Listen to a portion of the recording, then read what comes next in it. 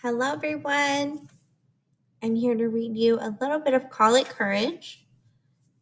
Today, you're assigned to start reading at the island, which starts on page 28.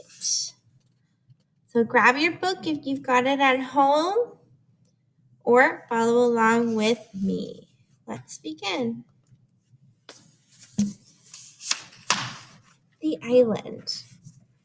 There was a fan of light spreading in the east. Mufatu stirred and opened his eyes. For a moment he lay there motionless in the cool mosses, forgetful of the events that had cast him on this strange shore.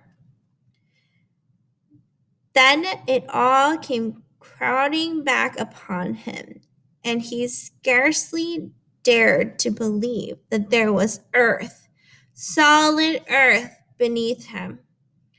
That once more Moana, the sea god, had been cheated. He struggled to sit upright, then fell back upon one elbow. Yuri lay close at hand, holding a robber crab in his forepaws, cracking the tough shell and extracting the meat with gusto. There was Kifi, too, whose beak tucked back underneath his wing to sleep. Kiwi, who had led his friends to this island. Mofatu pulled himself to a sitting position. The action called for more strength than he had realized. He was giddy with thirst, and there was an odd weakness in his limbs. His right leg was swollen and painful. He remembered then that he had banged it against the coral when the canoe struck. He discovered that there was a gash on his calf. He must take care of it, for coral wounds were poisonous. The chuckle of a cascade reached his ears and made him aware of a stabbing need of water. He plunged his face into the pool and drank deeply. Then, prompted by more instinct than conscious thought, he withdrew to let water run down his swollen throat sparingly, with caution. Its cool magic stole through his tissues, bringing it new life and restoring force. He sighed and sank back in the mossy bank, relishing the strength that quickened his tired body. Soon he must find food. There were thousands of coconut trees on every hand, rich with green fruit. But Mafatu was not yet strong enough to climb. Later he would try it. Then he would make fire too. And he must search the island to find out if it were inhabited. And there was a shelter to build. Oh, there was so much to do. He hardly knew where to begin. But now it was enough just to lie there and feel strength returning. To know that he was safe from the sea. The sea, he shuddered.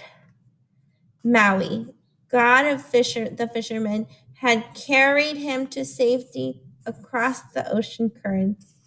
Yuri, the boy muttered thickly, we're alive! It wasn't all a bad dream. It really happened. The answering wag of the dog's tail was further assurance of reality. As Maui's brain cleared of cobwebs, a sudden thought brought him up swiftly. This island was not Tahiti. What island was it then? Did it belong to the Easters of men? Were they even now watching him from secret places in the jungle, biding their time?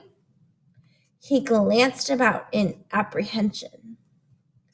But the solitude was unbroken, save for the soft cooing of the ghost terns and the gentle plash of the cascade. On his left hand, far offshore, the reef boomed to the charging surf. The curve of the beach reached out like two great arms to enclose the lagoon. Coconuts and pandas trooped in shining legions to the very edge of the sea. A flight of green and purple parakeets flashed across the sky and vanished. There was no other sign of life, no voices of men, no laughter of children, no footprint in the sand. The volcanic peak that formed the background of the island rose perhaps 3,000 feet straight up out of the sea. It was the cone of a volcano long extinct.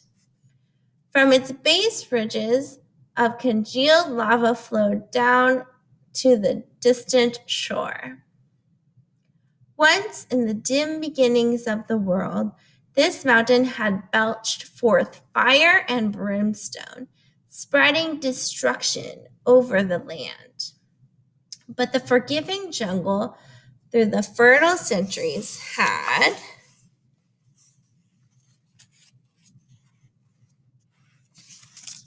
crept back up the slopes, clothing them in green.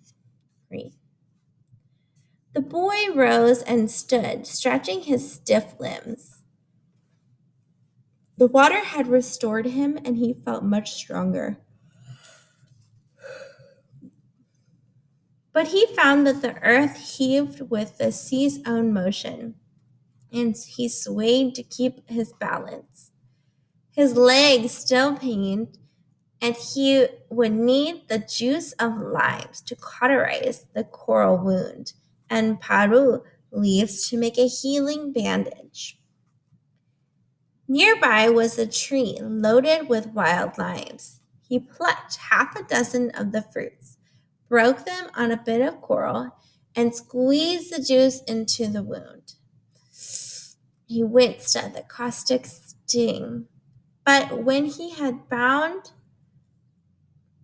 on the leafy bandage with a twist of a vine, it seemed that already his leg felt better. Soon the swelling would be gone.